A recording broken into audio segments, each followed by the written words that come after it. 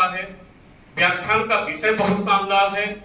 जो भाषा और साहित्य के विद्यार्थी हैं, खासकर हिंदी और संस्कृत के, उनके लिए ये व्याख्यान अति महत्व है कि अंतरास अलंकार है, उत्प्रेक्षा अलंकार है, शांत रस है, श्रृंगार रस है। शलाकया चक्षुर्निमीलितं येन तस्मै श्री गुरुवे नमः। मुख्य संयोजक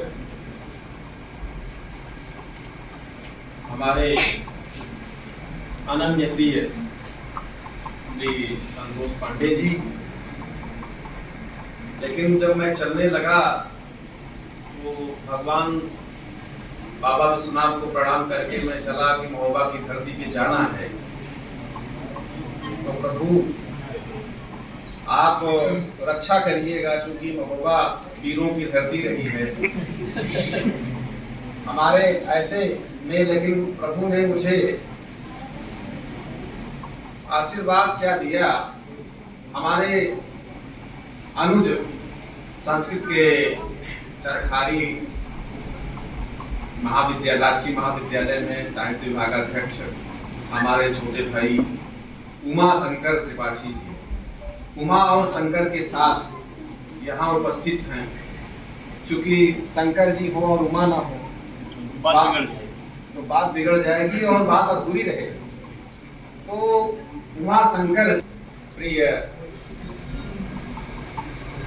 स्नेह से और ऊर्जा से होकर तो छात्र एवं छात्राएं, बड़े हर्ष का विषय है कि हमें, वैसे हमारी शिकायत तो हमको अपने पुराने अनुज उमा शंकर जी से है। वो शिकायत वही है कि ना कहें तो ज्यादा ठीक है कि जब आपकी सर्विस लगी थी तो इन्होंने मुझे कुछ कहा था कि महोबा आपको मैं ले आऊंगा, तो मेरी उम्मीदें थी। लेकिन उमा शंकर जी तो रहे उपस्थित। लेकिन कोई इलाहाबाद विश्वविद्यालय में जब अंतरराष्ट्रीय कॉन्फ्रेंस में प्रोफेसर जैक कार्डोना अपने लिंग्विस्टिक में वहां के पाणिनि, आज अमेरिका में आधुनिक पाणिनि कहलाते हैं, वो हिंदी और संस्कृत के भारत धन्योयम भारतो देशः धन्ययम सुर भारती तत्तुदका वयम धन्या धन्या अस्माकं परंपरा।